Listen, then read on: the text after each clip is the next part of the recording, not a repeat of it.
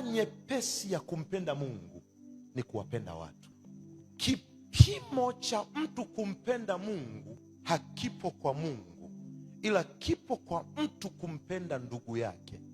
Na Biblia inapoandika kwa habari ya ndugu, haimaanishi blood brother au blood sister. Na ndio maana kuna yule mtu aliwahi kuuliza kwamba amri iliyokuu ni ipi? Yesu akamjibu akamwambia, mpende jirani yako kama nafsi yako. Akauliza, na jirani yangu ni nani? Yesu anatuonyesha jirani sio jirani, ila jirani ni mtu anayehitaji upendo, msaada wako. Jirani anaweza kuwa ni huyo uliyekaa naye kwenye kiti ambaye humjui jina na sio rafiki yako.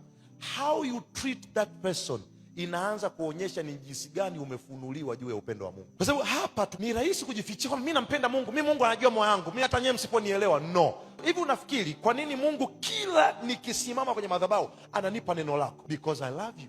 Na sikupendi kwa sababu uko perfect. Ninakupenda kwa sababu nimechagua kukupenda. Upendo sio feeling. Upendo ni uchaguzi. Kuna kiumbe uliwahi kukipenda na kile kiumbe kikapotea, na ule upendo ukapotea kile kiumbe kilipopotea. So it has to tell you, yoyote unayespendi naye muda utampenda. Kwa hiyo kama hiyo inawezekana, you may choose to love. Na anasema hivi, mtu akisema anampenda Mungu naye anamchukia ndugu yake, mtu wa karibu yake, ni muongo. Sasa kuna tofauti kati ya kumpenda mtu na kushirikiana na mtu. Biblia haijamaanisha kila unayempenda ushirikiane naye.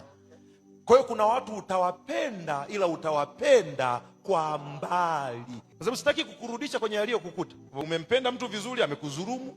Kwa sababu Biblia inasema nikupende, unamkopesha tena. Upendo na ushirikiano ni vitu viwili tofauti. Unaweza ukampenda mtu kwa karibu na ukachagua kumpenda mtu kwa mbali.